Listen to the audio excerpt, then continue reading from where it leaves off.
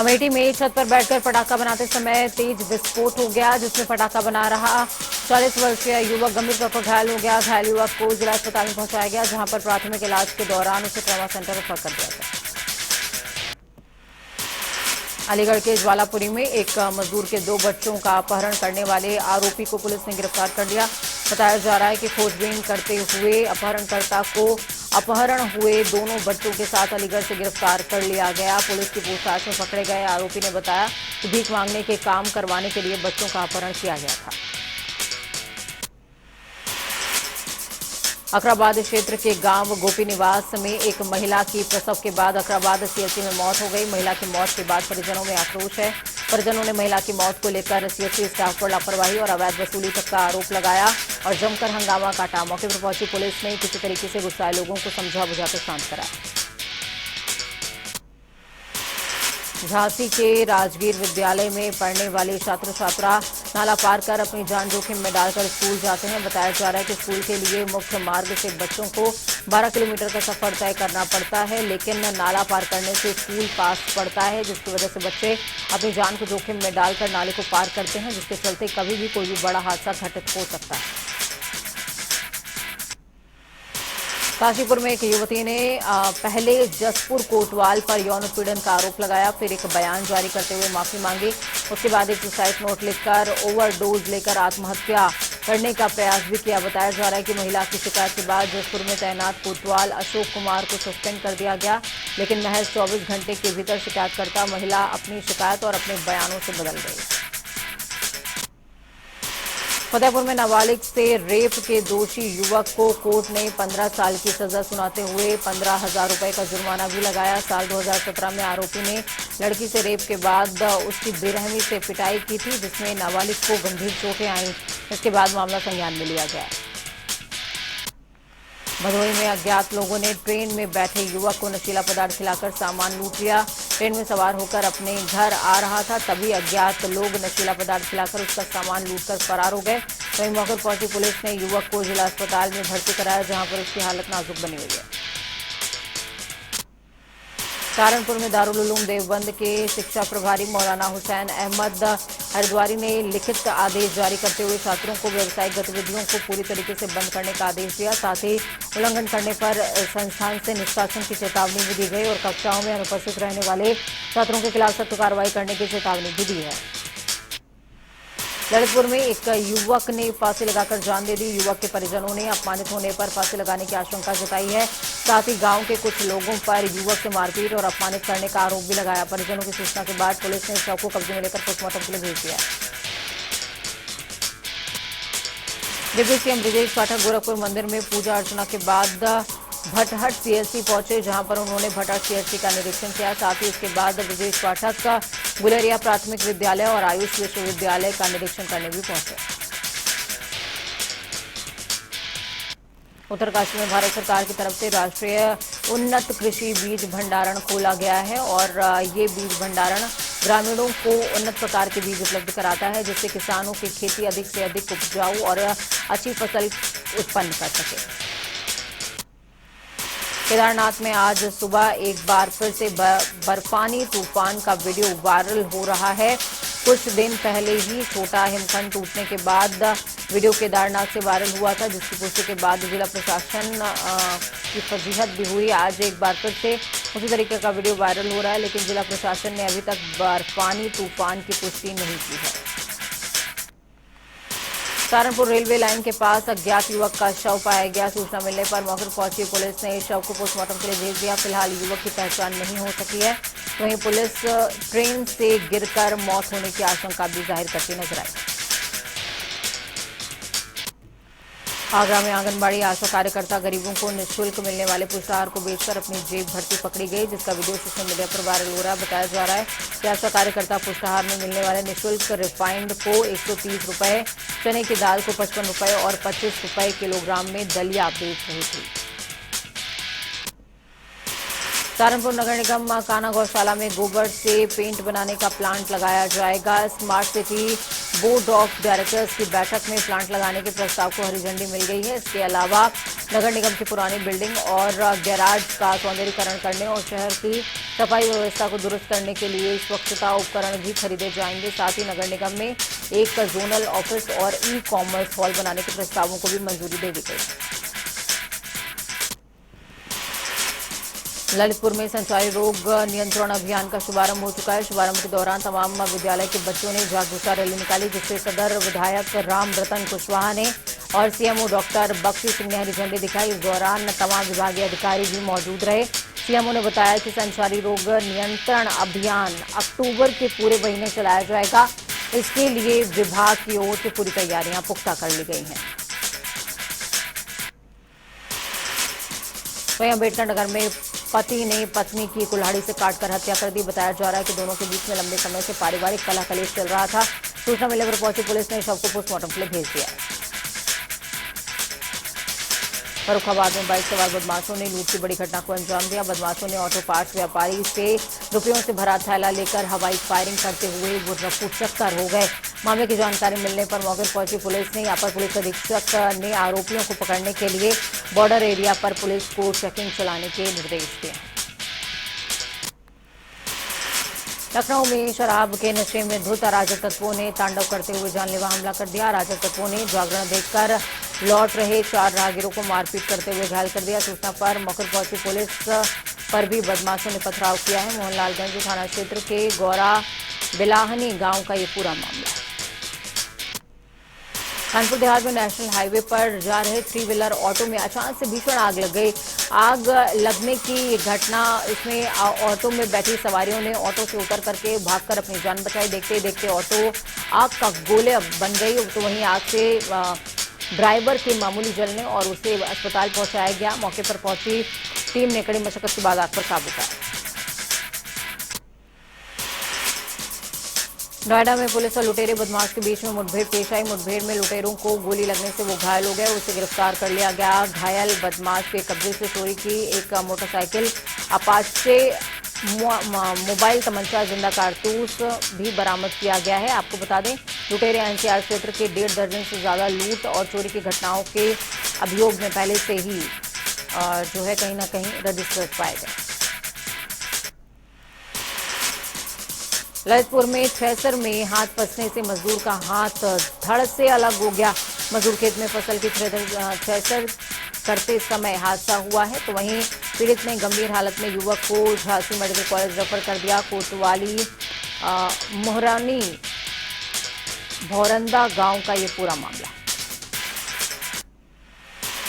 लखनऊ में मदरसों में 1 घंटे से ज्यादा शिक्षा देने का मामला सामने आया है, जिस पर मौलाना सूफियाना नियाजी ने ऐतराज जताया और कहा कि वक्त के इजाफे से दुश्वारियां होंगी। मदरसे से जुड़े लोगों की इमामत पर असर पड़ेगा। मदरसा बोर्ड के जिम्मेदार को अपने फैसले पर दोबारा सोचने की जरूरत है। आगरा में पुलिस ने एक होटल पर छापा मारते हुए कार्रवाई करी। दरअसल पुलिस को सूचना मिली थी कि होटल के अंदर सेक्स रैकेट चलाया जा रहा है, लिहाजा पुलिस ने होटल में छापा मारते हुए कार्रवाई को अंजाम दिया। छापेमारी के दौरान कई लड़कियां और लड़के संदिग्ध हालत में पकड़े गए। फिलहाल पुलिस अभी से पूछताछ में जुटी हुई है। बांदा में मोटर पार्ट्स की दुकान सहित 3 दुकानों में आग लग गई। अज्ञात कारणों के चलते आग लगने से लाखों का नुकसान हो गया। स्थानीय लोगों ने फायर स्टेशन को सूचना दी। फायर ब्रिगेड की गाड़ी ने लापरवाही दिखाई, टाइम से नहीं पहुंची, जिससे स्थानीय लोगों ने गुस्सा जाहिर किया और कहा कि फायर ब्रिगेड के अधिकारियों की शिकायत करेंगे। सुल्तानपुर में नवरात्र के महीने में लोहरा मऊ स्थित माता रानी का भव्य दरबार सजाया गया है, जिसमें एक जिले के नहीं बल्कि पड़ोसी जनपद के लोग भी आते हैं और मंदिर के दर्शन करते हैं। यहाँ मंदिर करीबन 200 साल से ज्यादा पुराना बताया जाता है। पहले ये मंदिर जर्जर हुआ करता था, लेकिन समाज सेवियों के सहयोग से इस मंदिर का जीर्णोद्धार कराया गया। लेकिन यहाँ एक मान्यता भी है कि जब कोई श्रद्धालु सच्चे मन से माता की पूजा करता है और कुछ मांगता है तो उसकी मुराद जरूर पूरी होती है। बरेली पुलिस ने अलग अलग ढाबों से 4 तस्करों को गिरफ्तार किया। तो वहीं तस्कर कहीं से और ढाबों पर डोडा बेचा करते थे। मुखबिर की सूचना पर पुलिस ने ये कामयाबी हासिल करी और जिलाधिकारी ने भूमाफियाओं के खिलाफ कड़ी कार्रवाई की चेतावनी दे दी है। आपको बता दें मौजा देवी सिंहपुरा में काल भैरव मंदिर के पीछे सड़क किनारे 22 बीघा जमीन पर रानीपुरा निवासी कुछ लोगों ने अवैध रूप से कब्जा कर लिया था। सड़क किनारे होने के कारण उक्त जमीन की कीमत लगभग 1 करोड़ रुपए आती जा रही है। 22 बीघा जमीन से अवैध कब्जा हटाया गया है। गाजियाबाद के मोदीनगर की गोविंदपुरी कॉलोनी में एक युवती को दौड़ा कर पीटने का मामला सामने आया। आरोप है कि तहसील के एक अधिकारी के यहां गोविंदपुरी का युवक चालक के पद पर कार्यरत है। उसकी पत्नी गोविंदपुरी में ब्यूटी पार्लर चलाती है। गोविंदपुरी की ही युवती ब्यूटी पार्लर में नौकरी करती थी। आरोप है कि ब्यूटी पार्लर संचालिका युवती को अनैतिक कार्य में ढकेलना चाहती थी। इसका विरोध करने पर उसने अपने परिवार के लोगों के साथ मिलकर युवती को बुरी तरीके से पीटा है। दोस्त ने अपने ही सहपाठी दोस्त की गला काटकर जघन्य हत्या कर दी। वारदात को अंजाम देकर मौके से रफूचक्कर भी हो गया। पुलिस की टीम ने हत्या का खुलासा करते हुए आरोपी दोस्त को गिरफ्तार करते हुए आला कत्ल भी बरामद कर लिया। पकड़ा गया आरोपी कत्ल के पीछे की वजह बहन से छेड़खानी करने की वजह बता रहा है। 18 सितंबर को इज्जतनगर थाना क्षेत्र में व्यापारी रवि लेखवानी का आईफोन बाइक सवार बदमाश लूट कर ले गए। इस मामले में इज्जतनगर थाने में रिपोर्ट दर्ज होने के बाद जांच शुरू हुई। इस बीच पुलिस ने सर्विलांस की मदद से आईफोन की लोकेशन ट्रेस करते हुए बरामदगी क्षेत्र की कालीबाड़ी निवासी हर्षपाल और तुषार समेत 3 लोगों को गिरफ्तार किया। आपको बता दें, इसमें तीसरा आरोपी नाबालिग है। कानपुर में रावतपुर थाना क्षेत्र में गर्ल्स हॉस्टल में रहने वाली छात्राओं का अश्लील वीडियो बनाने का मामला सामने आया। हॉस्टल कर्मचारी ने ही छात्राओं का अश्लील वीडियो बनाया था, जिसके बाद छात्राओं की शिकायत पर पहुंची पुलिस ने आरोपी कर्मी को गिरफ्तार कर लिया। साथ ही छात्रा ने वार्डन पर भी गंभीर आरोप के साथ उन पर कार्रवाई की बात कही है। सहारनपुर मुजफ्फरनगर स्टेट हाईवे पर बड़ा हादसा हो गया। आपको बता दें, सेना के जवानों की जिप्सी ट्रक में जा घुसी। हादसे में सेना के कैप्टन समेत 3 सैनिक गंभीर तौर पर घायल हो गए, जिन्हें इलाज के लिए अस्पताल में भर्ती करवाया गया। बदायूं जिलाधिकारी और जिला जज और वरिष्ठ पुलिस अधीक्षक जनपद बदायूं की ओर से जिला कारागार का निरीक्षण किया गया। जिला कारागार में अधिकारियों ने बंदियों से वार्ता करते हुए सुविधाओं और समस्याओं की जानकारी हासिल करी और जेल परिसर के अंदर कोई भी प्रतिबंधित सामग्री न जाने पाए, इसको लेकर के संबंधितों को दिशा निर्देश भी जारी किए। बदायूं में तेज रफ्तार ट्रक ने बाइक सवार को रौंद दिया। मौके पर ही बाइक सवार की दर्दनाक मौत हो गई, तो वहीं ट्रक चालक मौके से ट्रक छोड़कर रफूचक्कर हो गया। पुलिस ने शव को कब्जे में लेकर पोस्टमार्टम के लिए भेज दिया है। साथ ही पुलिस ने ट्रक चालक के खिलाफ केस दर्ज करते हुए मामले की तफ्तीश तेज कर दी। सियासी सुप्रीमो मायावती ने एक ट्वीट किया, जिसमें उन्होंने लिखा है कि देश के उद्योगपतियों की पूंजी में अभूतपूर्व वृद्धि हुई है। विश्व के धन्ना सेठों में उनकी गिनती है। गरीबों के जीवन में सुधार नहीं होने की चिंता की बात है और लिखा है कि सरकार इस खाई को कैसे पाटेगी। रुपए के मूल्य में अनवरत गिरावट दर्ज की जा रही है। डॉक्टर के पास जिंदगी की तलाश में पहुंचा एक परिवार की दुनिया ही उजड़ गई।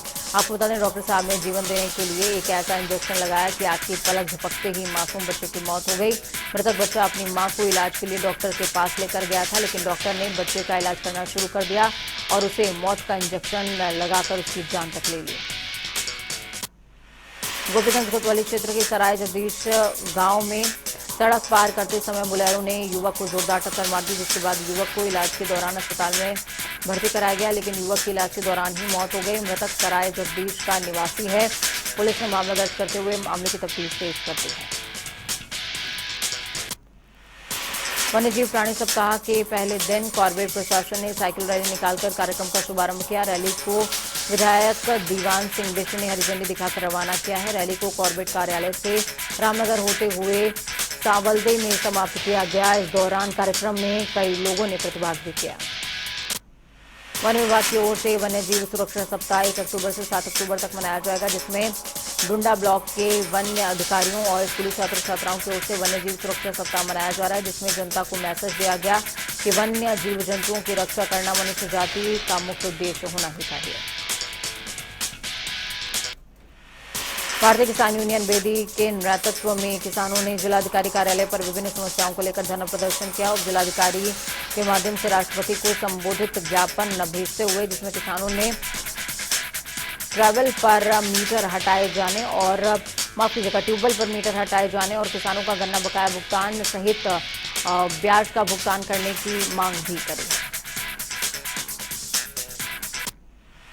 मुख्यमंत्री योगी आदित्यनाथ सिगरा के रुद्राक्ष कन्वेंशन सेंटर में प्रधानमंत्री के 5G लॉन्चिंग प्रोग्राम में वर्चुअली जुड़े। कार्यक्रम के बाद सीएम योगी ने काशी विश्वनाथ में दर्शन पूजन किए, जिसके बाद मुख्यमंत्री लखनऊ के लिए रवाना हो गए। चित्रकूट सहित पूरे प्रदेश में आज से संचारी रोग नियंत्रण कार्यक्रम का आगाज हो चुका है। इसी को लेकर नगर पालिका परिषद कर्मी में संचारी रोग वैन को हरी झंडी दिखाकर रवाना किया गया और कैसे इस रोग को नियंत्रित करना है, इसको लेकर स्कूली बच्चों और सफाई कर्मचारियों को पूरे नगर पालिका क्षेत्र में घुमाया गया, जिसका उद्देश्य लोगों को जागरूक करना। इस कार्यक्रम को बांदा चित्रकूट लोकसभा सांसद आर.के. सिंह पटेल, जिलाध्यक्ष चंद्र प्रकाश खरे, अशोक जाटव, नरेंद्र गुप्ता और मुख्य चिकित्सा अधिकारी मौजूद रहे। लखनऊ में संपूर्ण समाधान दिवस के दृष्टिगत जिलाधिकारी सूर्यपाल गंगवार पहुंचे और तहसील मोहनलालगंज में जनसुनवाई की और महिला शिकायतकर्ता की समस्या का जिलाधिकारी ने संज्ञान भी लिया और कहा कि महिलाओं की समस्याओं को प्राथमिकता से निस्तारित किया जाए। संपूर्ण समाधान दिवस में आए हुए प्रकरणों का तत्काल गुणवत्तापूर्ण निस्तारण करना ही हमारा उद्देश्य होना चाहिए।